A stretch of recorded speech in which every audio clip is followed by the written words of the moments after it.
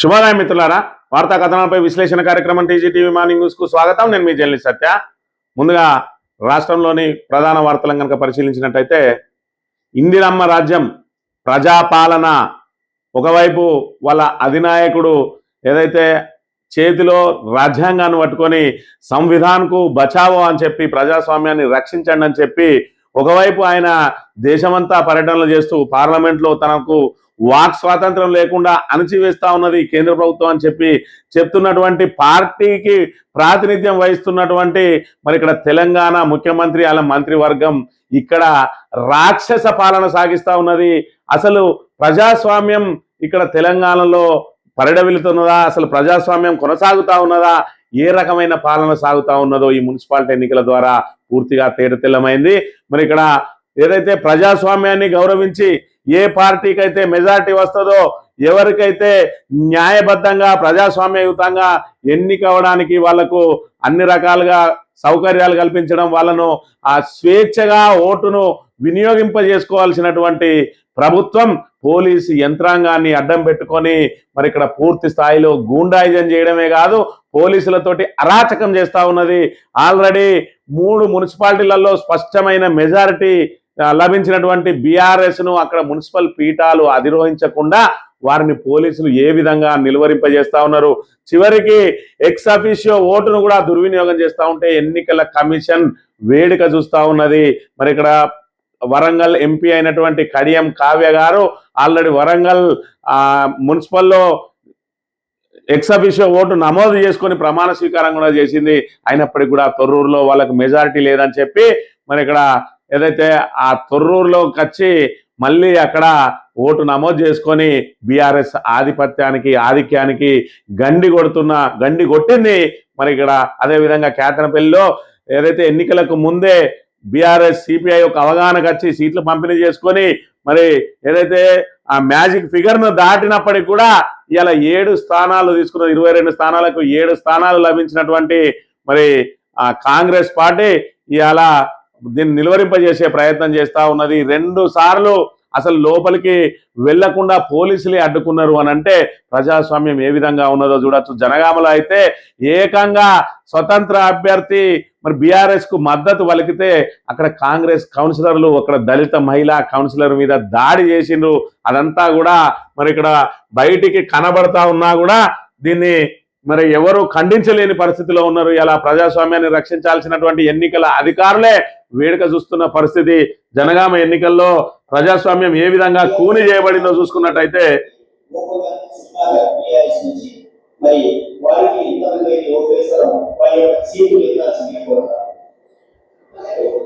ఇక్కడ చూసినట్టయితే మరి గోపగాని పద్మ గారికి ఓటు ఎవరేస్తారో వాళ్ళు లేపండి అనగానే టిఆర్ఎస్ సభ్యులు అదేవిధంగా ఎక్స్ అఫీషియో సభ్యులతో పాటు ఇక్కడ స్వతంత్ర అభ్యర్థి చేయి లేపుతా ఉంటే కాంగ్రెస్ కౌన్సిలర్లు ఆమె ఓటు హక్కు ఆమె స్వేచ్ఛగా వినియోగించుకునే హక్కు లేదా, ఆ హక్కును కాపాడాల్సిన బాధ్యత ఎన్నికల అధికారుల మీద లేదా, ఏకంగా మున్సిపల్ సమావేశంలోనే మరి ఈ రకంగా కాంగ్రెస్ కౌన్సిలర్లు ఏ విధంగా దాడికి పాల్పడుతున్నారో చూడండి. ఆమె చేయిని కిందికెత్తితే ఆమె పల్లి పైకి లేపుతా వెనుక ఉన్న కౌన్సిలర్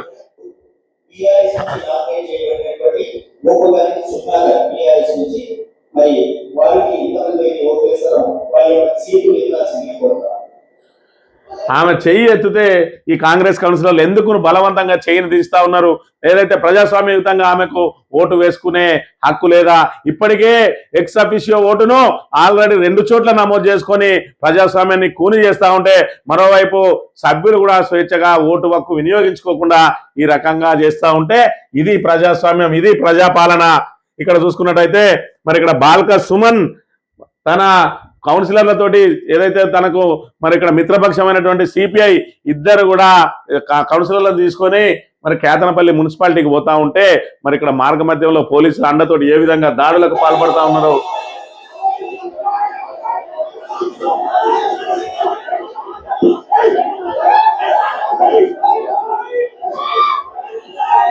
ఇదేనా ప్రజాస్వామ్యం? ఇదేనా ప్రజాపాలన? ఒక్కసారి అర్థం చేసుకోవాలి. ఇక్కడ సిపిఐకి సంబంధించిన ఆమెను నీ మీద కేసు ఉన్నది అని చెప్పి ఆమెను అడ్డగించే ప్రయత్నం చేస్తా ఉన్నారు పోలీసులు. ఈ రకంగా విచ్చల విడిగా విచ్చలవిడిగా అధికారాన్ని దుర్వినియోగం చేస్తూ ఫుల్ కోరం ఉన్నటువంటి వాళ్ళను 7 మాత్రమే గెలిచినటువంటి కాంగ్రెస్ ఆ కేతనపల్లిని కూడా మేమే కైవసం చేసుకుంటామని చెప్పి ఈ రకంగా ఎక్కడికక్కడ అడ్డంకులు సృష్టించి 2 సార్లు కూడా లోపలికి పోకుండా పోలీసులే అడ్డంకులు సృష్టించారు. ప్రజాస్వామ్యాన్ని రక్షించాల్సిన పోలీసులే భక్షకులుగా మారి ఈరోజు ప్రజాస్వామ్యాన్ని కూని చేస్తా ఉన్నారు. ఇంకా ఇందిరమ్మ రాజ్యం అంటే ఎమర్జెన్సీ రోజులు ఏవైతే ఉన్నాయో ఆ ఎమర్జెన్సీ పాలన ఈ రోజున జరుగుతా ఉన్నది. పైపెచ్చు ఏం చేస్తా ఉన్నారు, బాలక సుమన్ మీద మరి అక్కడ ఉన్నటువంటి sub inspector of police Devapur SI తోటి ఇక్కడ ఏదైతే ఆయన మీద కేసు నమోదు చేయించిండ్రు.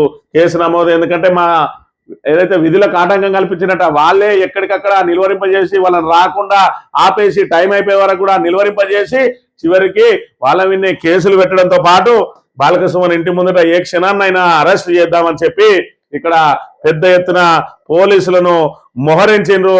అసలు వీళ్ళ ప్రజాస్వామ్యం ఏ విధంగా ఉన్నది, పోలీసులతోటి ఏ విధంగా భయభ్రాంతులకు గురి చేస్తా ఉన్నారు, అరాచకాలు చేస్తా ఉన్నారు అని అంటే ఈ దృశ్యం అద్దం పడతా ఉన్నది. ఒక్క మున్సిపల్ కోసం ఇంతమంది పోలీసు యంత్రాంగమా?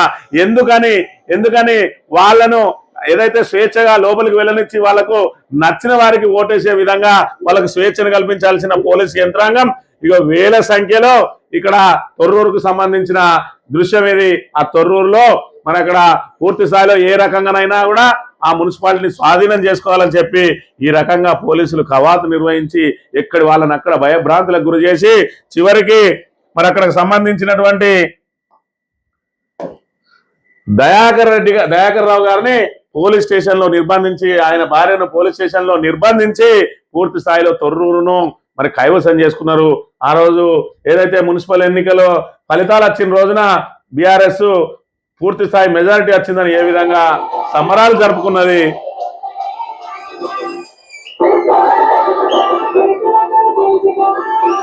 మరి నిన్నటి రోజున ఏం జరిగిందో ఒకసారి చూసినట్టయితే నాకైతే శివన చెప్పండి, కార్యకర్తలకు ఏం జవాబు చెప్పుకోవాలి, కార్యకర్తలకు ఏం జవాబు చెప్తారు, పాపం తెగించి పనిచేసేది.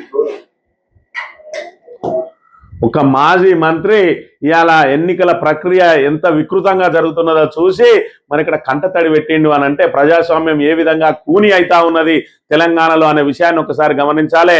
ఇవాళ పారదర్శకంగా సాగుతున్నటువంటి పరిపాలనలో, శాంతియుతంగా సాగుతున్న పరిపాలనలో, ఫ్రెండ్లీ పోలీసింగ్ ఉన్నటువంటి మరి తెలంగాణలో ఇవాళ రాక్షస పాలన మరి ప్రారంభమైంది, నియంత పాలన ప్రారంభమైంది.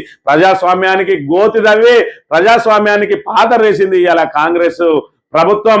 ఏదైతే ప్రజాభిమానాన్ని మరి ఇక్కడ చూరగొని పెద్ద సంఖ్యలో స్థానాలు సాధించాల్సింది పోయి అడ్డదారిలో ఆ మున్సిపాలిటీలను కైవసం చేసుకొని మేము 90కి పైగా ఆ మున్సిపాలిటీలు సాధించినామని చెప్పి గొప్పలు చెప్పుకోవడం కోసం ప్రజాస్వామ్యాన్ని పూర్తిగా పాతరేసి పోలీసు యంత్రాంగాన్ని విచ్చలవిడిగా వాడుకొని ప్రజాస్వామ్యాన్ని రక్షించాల్సిన మరి పోలీస్ డిపార్ట్మెంట్ తోనే ప్రజాస్వామ్యాన్ని భక్షింపజేస్తున్నటువంటి ఈ కాంగ్రెస్ ప్రభుత్వాన్ని మరి ఇక్కడ ఏ విధంగా రాబోయే రోజులలో ఏ విధంగా పాతరేయాలో ఆలోచించుకోవాల్సిన బాధ్యత తెలంగాణ సమాజం మీద, తెలంగాణ యువత మీద ఉన్నది అని చెప్పక తప్పదు. వార్తా కథనాలను కనుక పరిశీలించినట్టయితే ముందుగా నమస్తే తెలంగాణ చూసుకున్నట్టయితే నిన్నటి రోజున మరి ఇక్కడ బాపు కేసీఆర్ తెలంగాణకు దిశ దశ నిర్దేశం, ఇలా తెలంగాణను చావు నోట్లో తలబెట్టి తెలంగాణను తీసుకొచ్చి తెలంగాణ ఆత్మ గౌరవాన్ని నిలబెట్టినటువంటి తెలంగాణ జాతి పిత కేసీఆర్ గారి 72వ జన్మదిన వేడుకలు నిన్న రాష్ట్ర వ్యాప్తంగా, ఒకవైపు రాష్ట్ర వ్యాప్తంగా బీఆర్ఎస్ శ్రేణులు, తెలంగాణ వాదులు, తెలంగాణ ప్రజలు సంబరాలతో జరుపుకుంటా ఉంటే మరి ఇక్కడ కాంగ్రెస్ ప్రభుత్వం మాత్రం ప్రజాస్వామ్యాన్ని పోలీసు బూటుకాళ్లతోటి అణచివేస్తూ రాక్షసానందం పొందుతా మరి ఉన్నది. మరి ఇక్కడ చూసుకున్నట్టయితే కేసీఆర్ ఒక శిఖరం, మాది సామంతుల జాతి కాదు, స్వతంత్రుల జాతి, ఢిల్లీ ఆదేశిస్తే ఎగిరే కీలు బొమ్మల జాతి కాదు, అధిష్టానం ఆడిస్తే ఆడే తోలు బొమ్మల జాతి కాదు, తెగువ పౌరుషం ఉన్న భూమిపుత్రుల జాతి మాది, మాది ఫైటర్ల జాతి, నీది క్రియేటర్ల జాతి అంటూ కేటీఆర్ ఫైర్ తెలంగాణ భవన్లో కేసీఆర్ జన్మదిన వేడుకలు బ్రహ్మాండంగా నిర్వహించడం జరిగింది. అభిమాన నేత తెలంగాణ తొలి ముఖ్యమంత్రి కేసీఆర్ 72వ పుట్టినరోజు సందర్భంగా ఆయనకు శుభాకాంక్షలు తెలిపేందుకు మంగళవారం ఎర్రవెల్లి నివాసానికి రాజకీయ నాయకులు, కార్యకర్తలు, అభిమానులు పొడెత్తిరు. తెలంగాణ బాపు కడుపు సల్లంగా ఉండాలని కోటి దీవెనలు అందించారు. తను దీవిస్తున్న అవ్వకు అభిమానం చేస్తున్న కేసీఆర్ అని చెప్పి బీఆర్ఎస్ అధినేత కేసీఆర్ పుట్టినరోజు తెలంగాణతో పాటు దేశ విదేశాల్లోనూ మరి ఇక్కడ శ్రేణులు అభిమానులు సంబరాలతోటి జరుపుకుంటా ఉంటే ఇవాళ కాంగ్రెస్ ప్రభుత్వం ఏం చేసింది? ఇది మరి ఇక్కడ ప్రజాప్రభుత్వమా, ప్రజాస్వామ్యమైన ప్రభుత్వమా, రజాకారుల ప్రభుత్వమా అన్న చందంగా పోలీసు వాళ్ళను మరి ఇక్కడ విచ్చలవిడిగా వాడుకొని ఇవాళ పోలీసు రాజ్యాన్ని తీసుకొని వచ్చి అధికార బలం అరాచక పర్వంతో చైర్మన్ పదవుల కోసం సర్కారు బరితెగించింది. పట్టణాల్లో కొనసాగిన పోలీస్ జులుం, లాఠీ చార్జీలతో ఎక్కడికక్కడ వీరంగం. తొర్రూరులో 1000 మంది పోలీసుల కవాతు. మాజీ మంత్రి ఎర్రబెల్లి అక్రమ అరెస్టు. జనగామ కౌన్సిల్లో కాంగ్రెస్ గూండాగిరి. దళిత మహిళ స్వతంత్ర అభ్యర్థిపై దాడి. బీఆర్ఎస్ అభ్యర్థికి మద్దతుగా ఎత్తిన చేతిని బలవంతంగా దింపి దౌర్జన్యం. హాల్లోకి వెళ్లకుండా ఎమ్మెల్యే పల్లా, ఎమ్మెల్సీ పోచంపల్లిని అడ్డుకున్న పోలీసులు. కేతనపల్లి మున్సిపాలిటీలో దుశ్శాసన పర్వం. పదవి కోసం కాంగ్రెస్ నీచ రాజకీయం. బీఆర్ఎస్ సిపిఐ మహిళా కౌన్సిలర్లకు అవమానం. కాంగ్రెస్ కౌన్సిలర్ల దురుసు ప్రవర్తన. కాంగ్రెస్ అరాచకాలను నిరసిస్తూ రోడ్డుపై బాలకసుమన్, కోవలక్ష్మి బైఠాంపు. నేడు కేతనపల్లి బంద్కు బీఆర్ఎస్ సిపిఐ పిలుపు. మరి ఇక్కడ ఏదైతే ప్రజాస్వామ్యం అంటే ఇవాళ ఈ పోలీసులు కానీ రాజ్యాంగ హక్కులను పరిరక్షించాల్సిన సంస్థలు కానీ ఇవాళ ప్రజాస్వామ్యాన్ని కాపాడాల్సింది పోయి ప్రజాస్వామ్యానికి వాళ్ళే అడ్డుగోడగా నిలబడతా ఉన్నారు. ఇవాళ ఎవరైతే మరి ఎక్కువ సంఖ్యలో సీట్లు సాధించిండ్రో వాళ్ళే అధికార పీఠం మీద కూర్చోవలసిన బాధ్యత, కూర్చుండబెట్టాల్సిన బాధ్యత ఎన్నికల అధికారుల మీద ఉంటది. ఎన్నికల అధికారుల ముందే ఇన్ని అక్రమాలు జరిగినా కూడా వాళ్లకు మరి ఇక్కడ కళ్ళుండి చూడలేని కబోదుల్లాగా తయారైనరు, చెవులుండి వినలేని మరి ఇక్కడ మూర్ఖులుగా మారినరు ఎన్నికల సంఘం అధికారులు కూడా అని చెప్పక తప్పదు. పోలీసులు అయితే రజాకారులను మరిపిస్తా ఉన్నారు. ఇవాళ పోలీసులు అడుగడుగున అడ్డుకొని ఏదైతే మరి ఇక్కడ ప్రజాస్వామ్యయుతంగా ఓటు వేసి ఆ ఓటు హక్కును వినియోగించుకోవాల్సిన కౌన్సిలర్లను ఎక్కడికక్కడ నిర్బంధించడానికి ప్రయత్నం చేస్తా ఉన్నారు. ఇవాళ జనగామలో బీఆర్ఎస్ సీట్లు లాగేసుకున్నారు. అదేవిధంగా తొర్రూరులో బీఆర్ఎస్ సీట్లు లాగేసుకున్నారు. కేతనపల్లిలో స్పష్టమైన మెజార్టీ ఉన్నటువంటి మరి ఇక్కడ బీఆర్ఎస్ సిపిఐ కౌన్సిలర్లను లోపలికి పోకుండా టైం అయ్యే వరకు కూడా పోలీసులే అడ్డుకున్నారు అని అంటే మరి ఇక్కడ ప్రజాస్వామ్యం ఏ విధంగా పరిరక్షించబడతా ఉన్నది? ఇంకా రాహుల్ గాంధీకి రాజ్యాంగాన్ని చేతబట్టుకునే హక్కు ఉన్నదా అనేది ఒక్కసారి ఆలోచన చేయాలి. ఈ రకంగా పోలీసులను అడ్డం పెట్టుకొని అడ్డదారులు దొక్కుతున్నటువంటి ఇంతమంది పోలీసులు, మరి ఒక్క మున్సిపాలిటీ కోసం ఇంతమంది పోలీసులు అవసరమా? ఒకసారి ఆలోచించాలి. మున్సిపాలిటీలో అధికారం చేయించుకునేందుకు కాంగ్రెస్ సర్కార్ ఎంతగా అధికార దుర్వినియోగానికి పాల్పడుతుందో చెప్పేందుకు ఈ చిత్రమే అర్థం పడుతుంది. రంగారెడ్డి జిల్లా Ibrahimpatnam municipal chairman, vice chairman ఎన్నిక సందర్భంగా మంగళవారం వేల సంఖ్యలో మోహరించిన పోలీసులు. ఒక్క మున్సిపాలిటీ దగ్గర ఎన్నిక జరగడానికి ఇన్ని వందల మంది పోలీసులు అక్కడ గుమిగూడిరు. తొర్రూరులో అయితే 1000 మందికి పైగా పోలీసులు కవాతు నిర్వహించిండ్రు. పోలీసు బూటు చప్పులతోటి ఎక్కడ వాళ్ళు అక్కడ సామాన్యులు బయటికి రాకుండా మరి వాళ్ళని ఎక్కడికక్కడ కట్టడి చేసి అడ్డగోలుగా అరాచకాలకు పాల్పడుతూ ఇవాళ మున్సిపాలిటీలను కైవసం చేసుకుంటే అది గెలుపా? అది ప్రజాస్వామ్యమా? ఇదేనా ప్రజాస్వామ్య పరిరక్షణ? ఇదేనా ప్రజాపాలన? ఇదేనా ప్రజారాజ్యం? ఇదేనా ఇందిరమ్మ పాలన అనేది ఒక్కసారి ఆలోచన చేయాలి. ఇందిరమ్మ పాలన అంటే ఎమర్జెన్సీ పాలన అని చెప్పి మరోసారి గుర్తు చేస్తా ఉన్నది కాంగ్రెస్ ప్రభుత్వం. లీకులే తప్ప పైకమేది, రైతుకేది భరోసా? 17న పెట్టుబడి సాయం అంటూ హడావిడి. 9,000 కోట్లు సిద్ధం చేసిందన్న పచ్చ మీడియా. ఆర్బీఐ అప్పు చేసింది అందుకేనంటూ హంగామా. అధికార పార్టీకి ఎన్నికల్లో లబ్ధి చేకూర్చే ప్రయత్నం. రైతు భరోసా కోసం తప్పని ఎదురు చూపులు అని చెప్పి మరి ఇక్కడ 17వ తేదీన వేయబోతా ఉన్నారు రైతు భరోసా అని చెప్పి. మరి ఇక్కడ ఆల్రెడీ 9,000 కోట్లు అప్పు తీసుకున్నారని మున్సిపల్ ఎన్నికల్లో ఉన్నటువంటి మరి ఎంతో కొంతమంది రైతులు, కొద్దిమంది రైతులు మాత్రమే ఉంటారు, వాళ్ళను కూడా ఇన్ఫ్లుయెన్స్ చేయడానికి పేపర్లలో పెద్ద పెద్ద రాతలు రాయించిండు రేవంత్ రెడ్డి. ఇప్పటి వరకు ఆ రైతు భరోసా సప్పుడే లేదు. మరి 23వ తేదీన కేబినెట్ సమావేశం ఏర్పాటు చేయబోతా ఉన్నారట. దానిలో పరిషత్ ఎన్నికలు అదేవిధంగా జిహెచ్ఎంసీ ఎన్నికలకు సంబంధించి నిర్ణయం తీసుకుంటారని చెప్తా ఉన్నారు. నిజంగానే ఒకవేళ కనుక నిర్ణయం తీసుకున్నట్టయితే అప్పుడు కనుక రైతు భరోసా వేస్తాడు కావచ్చు. కేవలం ఓట్ల కోసం మాత్రమే వినియోగం అవుతా ఉన్నాయి. ఈ కేసీఆర్ ప్రవేశపెట్టిన సంక్షేమ పథకాలు నాడు నాట్లప్పుడు వస్తే ఇవాళ ఓట్లప్పుడు వేస్తా ఉన్నారు రైతు భరోసా. అదే విధంగా మరి ఇక్కడ రైతులకు కనీసం యూరియా బస్తాలు కూడా అందివ్వలేని ఈ దద్దమ్మ ప్రభుత్వానికి ఖచ్చితంగా బుద్ధి చెప్పడానికి మరి ఇక్కడ ఏదైతే పల్లె ప్రజలు సిద్ధంగా ఉన్నారని వాళ్ళని ఏ విధంగా సంతోషపెట్టాలి, రైతులను అధిక సంఖ్యలో ఉండే రైతులను ఏ విధంగా ఏమార్చాలి అని చెప్పి రైతు భరోసాను అడ్డం పెట్టుకోబోతా ఉన్నది మళ్ళీ ప్రభుత్వం. ఇక్కడ చూడండి మరి రిటైర్మెంట్ అయిన వాళ్ళు వాళ్ళ బకాయిల కోసం ఎదురు చూపులు చూస్తా ఉన్నారు. 20 నెలల నుంచి బకాయిలు రాక మరి ఇక్కడ మేము అనారోగ్యం పాలైనాం, మేము కనీసం చికిత్స చేసుకోవడానికి కూడా డబ్బులు లేవు, మమ్మల్ని బతికించుండి సారు సీఎం సారు అని చెప్పి ఆర్తనాదాలు పెడుతున్న పరిస్థితి కూడా మనం ఇక్కడ చూడాలి. కిడ్నీ సమస్యతో పాటు పక్షవాతం బారిన పడి దవాఖానలో చికిత్స పొందుతున్నా, నన్ను బతికించండి, నా బకాయిలను వెంటనే విడుదల చేయండి అంటూ హన్మకొండ జిల్లా ఆత్మకూరు మండలానికి చెందిన రిటైర్డ్ ప్రాథమిక పాఠశాల ప్రధానోపాధ్యాయుడు జి సమ్మిరెడ్డి సీఎం రేవంత్ రెడ్డిని వేడుకున్నారు. అయినా కనికరం లేని ప్రభుత్వం ఇవాళ మరి వాళ్ళకు సంబంధించిన బకాయిలను పెండింగ్ డిఏలను విడుదల చేయడానికి మరి ఇక్కడ మీనమేషాలు లెక్క పెడుతున్న పరిస్థితిని కూడా మనం చూడవచ్చు. సాక్షి దినపత్రిక విషయానికి వస్తే జీవ విజ్ఞాన రాజధానిగా హైదరాబాద్ అట, మనమంతా కలిసి పనిచేస్తేనే ఆ స్థాయికి ఎదుగుతుంది. తెలంగాణ ఎదుగుదలలో మీరు భాగస్వాములు కావాలి, కంపెనీలు పారిశ్రామికవేత్తలకు మరి ఇక్కడ సీఎం రేవంత్ పిలుపు. మరి ఇక్కడ ఇవాళ హైదరాబాద్ అనేది అదేవిధంగా తెలంగాణ అనేది మరి ఇక్కడ దేశంలోనే ప్రముఖంగా నిలబడడానికి కారణం ఎవరు అనేది ఒకసారి రేవంత్ రెడ్డి ఆలోచన చేయాలి. ఏమన్నంటే కేసీఆర్ ఆనవాళ్ళు చెరిపేస్తా అంటాడు, కేసీఆర్ ఆనవాళ్ళు చెరిపేస్తే తెలంగాణను తీసి ఆంధ్రలో కలపాలి, అప్పుడే కేసీఆర్ ఆనవాళ్ళను చెరిపేయగలుగుతామనే ఆ చిన్న లాజిక్ కూడా తెలియకుండా ఇవాళ సీఎం పీఠం మీద కూర్చున్నాడు రేవంత్ రెడ్డి. ఆయన ఏమంటాడు, ఒకప్పుడు హైదరాబాద్ అంటే చార్మినార్, బిర్యానీ, ఫార్మా, సాఫ్ట్వేర్, ఇప్పుడు ప్రపంచ వ్యాక్సిన్ తయారీ కేంద్రంగా గుర్తింపు, జీసీసీలకు పరిశోధన డిజైన్లలో విశిష్టతకు ప్రపంచ కేంద్రం, పెట్టుబడులకు పెట్టి జీసీసీలు ఆవిష్కరణ కేంద్రాలుగా స్థాపించాలన్న సీఎం, భవిష్యత్ మార్పులతో కూడిన ప్రపంచానికి రాష్ట్రం సిద్ధమని వెల్లడేట. బయో ఆసియా 26 సదస్సులో ప్రారంభం అని చెప్పి, ఒకప్పుడు హైదరాబాద్ అంటే చార్మినార్, బిర్యానీ, ఫార్మా, సాఫ్ట్వేర్, ఇప్పుడు ప్రపంచ వ్యాక్సిన్ తయారీ కేంద్రంగా గుర్తింపు. మరి దీనికి కారణం ఎవరు? ఈ 2 సంవత్సరాలలో ఇంతగా ఎదిగిందా? ఇవాళ ఈ 2 సంవత్సరాలలో నువ్వు సాధించిన పురోగతి ఏంది? ఈ 2 సంవత్సరాలలో మరి ఇక్కడ సంస్థలన్నీ తిరోగమనం బట్టి వెనుకకెళ్ళిపోయే దుస్థితిని తీసుకొని వచ్చినావు. కొత్త సంస్థలని పేపర్ల మీదనే ఎంఓఏలు చేసుకుంటున్నావు తప్ప కొత్త సంస్థలు ఇక్కడ నిలబడ్డది ఏంది, నిలబెట్టింది ఏంది?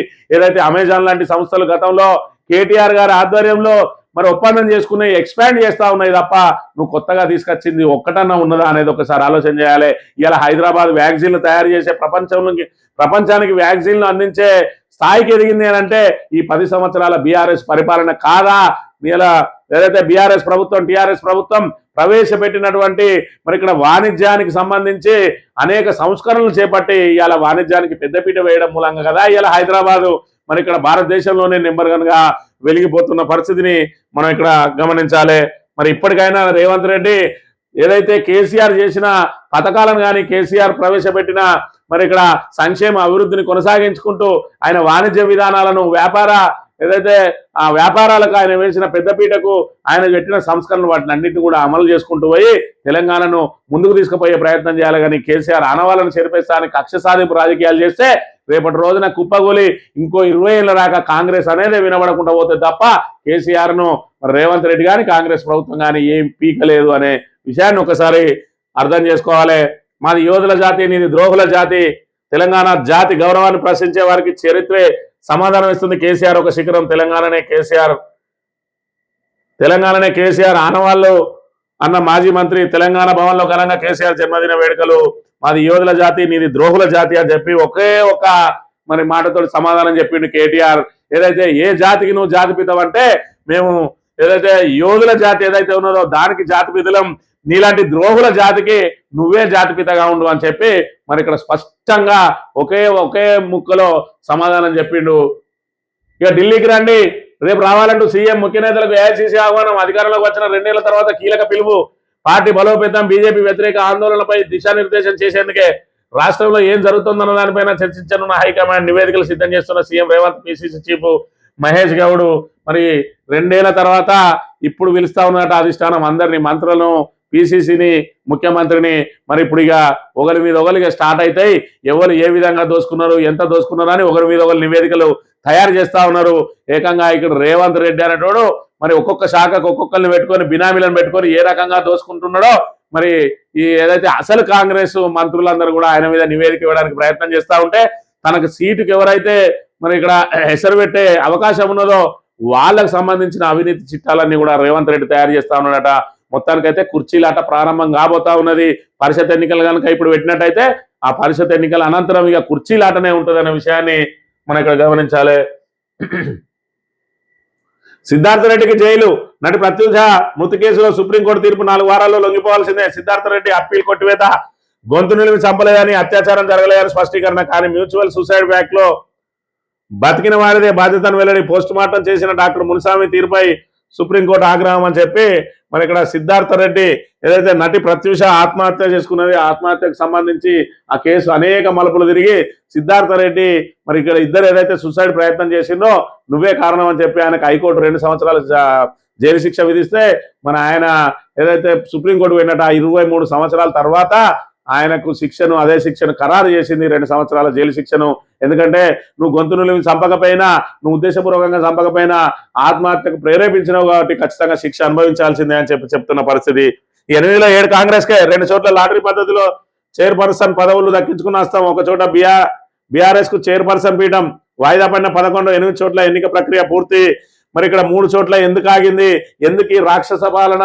ఎందుకు ఈ అడ్డగింతలు? ఎందుకు ఈ ప్రజాస్వామ్యాన్ని కూని చేయడం? ఒకసారి ఆలోచన చేయాలి. స్పష్టమైన మెజారిటీ ఉన్న బీఆర్ఎస్ పీఠాలను దొంగచాటుగా లాక్కుంటా ఉన్నది. ఇవాళ జనగామలో ఇవాళ తొర్రూరులో ఏ విధంగా కడియం కావ్య ఓటెత్తుదని ఇవాళ ఒక్కసారి ప్రజానీకం ఆలోచన చేయాలి. ఆల్రెడీ ఈమె ఎక్సాఫిషియో ఓటు నమోదు చేసుకున్నది వరంగల్లో, ఆల్రెడీ ప్రమాణ స్వీకారం చేసింది. రెండోసారి తొర్రూరులో ఎందుకు తీసుకుంటుంది? ఎందుకు ఈ రకంగా అధికార దుర్వినియోగం ప్రజాస్వామ్యాన్ని మరి ఇక్కడ పూర్తిగా పాతరేస్తా ఉన్నదో కాంగ్రెస్ ప్రభుత్వం ఒక్కసారి ఆలోచన చేసుకోవాలి. ఈ ఆంధ్రజ్యోతి విషయానికి వస్తే ఎవరెస్ట్ ఎత్తుకు రక్షణ బంధం అంట. భారత్ ఫ్రాన్స్ మధ్య కీలక ఒప్పందాలు. ఎవరెస్ట్ ఎత్తుకు చేరగలిగే ఎయిర్ బస్ H-125 హెలికాప్టర్, హ్యామర్లు, క్షిపణులు ఉమ్మడి తయారీ. కర్ణాటకలో వేమగంలో టాటా ఎయిర్బేస్ యూనిట్ ప్రారంభించిన ప్రధాని మోడీ. ఫ్రాన్స్ అధ్యక్షుడు మెక్రాన్ సాంకేతికతలు ఆవిష్కరణలో భాగస్వామ్యం కోసం ఇండియా ఫ్రాన్స్ సృజనాత్మక సంవత్సరం 2026. రక్షణ, ఖనిజాలు, అత్యాధునిక సాంకేతిక, ఆరోగ్య రంగాల్లో పరస్పర సహకారం కోసం 21 ఒప్పందాలు. ముంబైలోని లోక్ భవన్ లో మోదీ మెక్రాన్ భేటీ అని చెప్పి భారత్ ఫ్రాన్స్ మధ్యలో మరి రక్షణకు సంబంధించిన కీలక ఒప్పందాలు. అదేవిధంగా 125 ఎవరెస్ట్ ఎత్తుకు చేరగలిగే H-125 హెలికాప్టర్లు, హ్యామర్లు, మరి వాటికి క్షిపణుల ఉమ్మడి తయారీ. ఫ్రాన్స్ సౌజన్యంతో ఇక్కడే మరి భారతదేశంలోనే తయారు చేయడానికి మరి ఇరుపక్షాలు కూడా ఒప్పందాలు చేసుకున్న పరిస్థితిని ఇక్కడ మనం చూడవచ్చు. ఇక కళ్ళజోడు ఏఐతోడు దృశ్యాలను రికార్డు చేసి ప్రశ్నలకు జవాబిచ్చే సర్వం కేజ్ గ్లాసెస్ బెంగళూరు స్టార్టప్ ఘనత. ఇండియా ఏఐ సమ్మిట్ లో ధరించిన ప్రధాని. సోషల్ మీడియా వినియోగంపై వయసులవారి నియంత్రణలు అంటున్న కేంద్ర మంత్రి అశ్విని వైష్ణవ్. డేటా సెంటర్లపై ఆదాని గ్రూప్ 9 లక్షల కోట్ల పెట్టుబడి. మరి ఇక్కడ కళ్ళజోడు ఏఐ తోడు అని చెప్పి మన ఏఐ విప్లవం అంటే ఆర్టిఫిషియల్ ఇంటెలిజెన్స్ ఏ విధంగా దూసుకుపోతా ఉన్నది అని అంటే ఇవాళ మనం ఏదైనా దృశ్యాన్ని చూసినట్టయితే ఆ దృశ్యము మనం పెట్టుకున్న కళ్ళజోడు ఆ దృశ్యాన్ని అంతా రికార్డ్ చేసి దానికి సంబంధించిన పూర్తి వివరాలను కూడా మనకు టెక్స్ట్ రూపంలో అందజేస్తుంది. దానికి నువ్వు ఏ క్వశ్చన్ వేస్తే దానికి ఆ సమాధానం చెప్తుంది. ఉదాహరణకి ఇద్దరు డ్యాన్స్ చేస్తా ఉన్నారు అని అంటే ఆ డ్యాన్స్ కు సంబంధించిందంతా కూడా ఈ ఏఐ కళ్ళద్దాల ద్వారా చూసి రికార్డ్ చేసుకున్నట్టయితే దానిలో ఆ అమ్మాయి ఏ కలర్ డ్రెస్ వేసుకున్నది, ఆ అమ్మాయి మెడలో ఉన్న పూసలు ఎంత, అది బంగారుదా వెండిదా, దాని ఎన్ని గ్రాములు ఉంటది అనే సూక్ష్మ విషయాలను కూడా ఇవాళ అందించడానికి ఏఐ మరి ఇక్కడ కొత్త పుంతలు దొక్కుతా ఉన్న పరిస్థితిని మనం ఇక్కడ చూడవచ్చు. ఇక హంగులోనూ వస్తామవా మరో 7 మున్సిపాలిటీలు కాంగ్రెస్ ఖాతాలోకి. 92కు చేరిన అధికార పార్టీ చైర్మన్ల సంఖ్య. బీఆర్ఎస్ కు దక్కిన ఇంద్రేశం మున్సిపాలిటీ, కేతనపల్లి, ఖానాపూర్ స్థానాల్లో మళ్లీ వాయిదా పడిన ఎన్నికలు. ఇబ్రహీంపట్నంకు పాలకవర్గం ఎన్నికపై కోర్టు స్టే. కేతనపల్లి మున్సిపల్ ఎన్నికల్లో ఉద్రిక్తత. మంత్రి వివేక్ కాన్వాయ్పై బీఆర్ఎస్ దాడి. పార్కింగ్ కోను విసిరిన బాలకసుమనట. జనగామ తొర్రూరు ఎన్నికల్లో హైడ్రామా. వీడైతే పూర్తిగా ఆ కాంగ్రెస్ వల్ల బూట్లు నాకడానికే పుట్టినట్టుగా చేస్తా ఉన్నాడు రాధా కిట్టిగాడు. ఇలా ప్రజాస్వామ్యం కూని అవుతా ఉంటే ఇవాళ కాంగ్రెస్ దే హవా అని పెడతా ఉన్నాడు. ఇవాళ ఏదైతే తొర్రూరులో మరి ఇక్కడ అంత పెద్ద ఎత్తున పోలీసుల కవాతు ఎందుకు జరుగుతా ఉన్నది, ఇబ్రహీంపట్నంలో అంత పెద్ద ఎత్తున పోలీసులను ఎందుకు మోహరించిండ్రు, ఇవాళ ఎర్రబెల్లి దయాకర్ రావును ఎందుకు అక్రమంగా అరెస్ట్ చేసిండ్రు, వీడు బాలక సుమనే కోరిసిందంటా ఉన్నాడు. అసలు బాలక సుమను వాళ్ళని తీసుకొని వెళ్తా ఉంటే మరి ఇక్కడ ఏదైతే ఆ కౌన్సిలర్లను స్వేచ్ఛగా ఓటేయడానికి పోలీసులు వాళ్ళకు రక్షణ కల్పించాలన్నా వాళ్ళని అడ్డుకునుడా అనేది ఒకసారి ఆలోచన చేయాలి. ఇవాళ ఈ అరాచకాన్నంతా కూడా ప్రజలకు వివరించకుండా ఇవాళ కాంగ్రెస్ హవా అని పెట్టుతా ఉన్నాడు అని అంటే వీది ఎల్లో జర్నలిజమా లేదంటే వీది ఏదైతే రాజకీయ వ్యభిచారిగా మారిందా ఈ పత్రిక అనే విషయాన్ని ఒక్కసారి ఆలోచన చేసుకోవాలి. ఓఆర్ఆర్ లోపల ఇల్లు అట. జాగా ఉన్న పేదలకు ఇందిరమ్మ ఇల్లు కట్టిస్తాం. 28,000 మందికి నెలాఖరున ఇళ్ల పత్రాలు అందజేస్తాం. డబుల్ ఇళ్ల పూర్తికి చర్యలు. మార్చి నాటికి లబ్ధిదారుల ఎంపిక. ఆర్ఆర్ఆర్ ఓఆర్ఆర్ మధ్య చౌక ఇల్లు. మంత్రులతో కలిసి సమీక్ష అట. మరి ఇందిరమ్మ ఇళ్ల పేరుతోటి పేదలను నడ్డి విరుస్తా ఉన్నది ఇలా కాంగ్రెస్ ప్రభుత్వం. ఒకవైపు ఆల్రెడీ వాళ్ళకు ఏదైతే ప్రొసీడింగ్ కాపీలు ఇస్తా ఉన్నారో ఆ తర్వాత మీరు అర్హులు కాదని సుమారు 28,000 మందిని అనర్హులుగా ప్రకటించిండ్రు. ఏదైతే కేంద్రం అయ్యేవై నిబంధనలు ఏవైతే ఉన్నాయో వాటిని దీనికి వర్తింపజేస్తూ ఇలా కేంద్రం ఇచ్చే 1,50,000 దీనిలో ఇందిరమ్మ ఇళ్లలో కలపడం కోసం ఆ నిబంధనలతోటి ఇవాళ ఎవరైతే మంజూరు పత్రాలు పొంది వాళ్ళు ఇల్లు కూలగొట్టు పాత ఇల్లును పూర్తిగా నిలమట్టం చేసుకొని కొత్త ఇల్లు మరి నిర్మిస్తూ ఉంటే ఆ పాత ఇల్లు లేదు కొత్త ఇల్లు లేదు అన్నట్టుగా వాళ్ళకు బిల్లులు ఇవ్వకుండా మీరు అనర్హులు అని చెప్పి తేల్చి చెప్పడంతో తలకాయలు పట్టుకుంటున్న పరిస్థితి. ఇప్పుడు ఎన్నికలు ఏదైతే జిహెచ్ఎంసీ ఎన్నికలు రాబోతా ఉన్నాయి కాబట్టి మళ్ళీ కొత్త డ్రామాకు తెరలేపిండ్రు. ఇక్కడ ఓఆర్ఆర్ లోపల కూడా ఇల్లు ఇస్తామని చెప్పి కొత్త డ్రామా లేపి ఇలా ఏదైతే హైదరాబాద్కు సంబంధించిన నిరుపేద మధ్యతరగతి వాళ్ళ ఓట్లను లాగేసుకోవడం కోసమే ఇందిరమ్మ పథకానికి సంబంధించి మళ్ళొక ప్రకటన తప్ప ఇది ఖచ్చితంగా వాళ్ళను ముంచేసే ప్రకటనే. ఎవరు కూడా ఇందిరమ్మ ఇల్లు అని చెప్పి నమ్మితే నట్టేట మునిగినట్టే అనే విషయాన్ని అయితే మనం ఇక్కడ గమనించాలి. ఈనాడు దినపత్రిక విషయానికి వస్తే అంగులోను అదృష్టహస్తం అని అంటే ఆ 2 జాగాలలో ఏదైతే మరి ఇక్కడ టాస్ వేసిరో దానిలో కాంగ్రెస్ కి 2 చైర్మన్ పీఠాలు పోయినాయి, ఒక వైస్ చైర్మన్ పీఠం అయింది, ఒక వైస్ చైర్మన్ మాత్రం బీఆర్ఎస్ కు దక్కింది. మరి ఇక్కడ ఈ టాస్ వేసే వరకు ఏ విధంగా వచ్చిండ్రు, ఆ టాస్ అంటే బీఆర్ఎస్ కు సమానంగా మరి సీట్లు ఎట్లా సాధించారు అంటే అక్రమంగా ఏదైతే దాని తొర్రూరులో అయితే పూర్తి స్థాయిలో ఎక్సాఫిషియో ఓటు అక్కడ ఉండకున్నా కూడా అక్కడ బలవంతంగా నమోదు చేసుకొని 2 ఓట్లు ఆల్రెడీ వరంగల్లో ఉన్న కడియం కావ్య పోయి అక్కడ ఓటు నమోదు చేసుకుని ఇలా ప్రజాస్వామ్యాన్ని కూలి చేసింది. ప్రజలారా ఒక్కసారి ఆలోచన చేయండి. ఇలా ప్రజాప్రభుత్వం అని చెప్పి ప్రజాపాలన అని చెప్పి మేము ప్రజాస్వామ్యాన్ని నిలబెడతామని చెప్పి రాహుల్ గాంధీ నిత్యం ప్రజాస్వామ్యాన్ని కాపాడుతాం సంవిధానకు బచావో అని చెప్పి రాజ్యాంగాన్ని పట్టుకొని తిరిగి ఇలా అరాచకం సాగిస్తా ఉన్నది, అరాచక పాలన సాగిస్తా ఉన్నది. ఎందుకు కేతనపల్లి మున్సిపాలిటీలో అడుగు పెట్టకుండా అడ్డుకుంటా ఉన్నారు.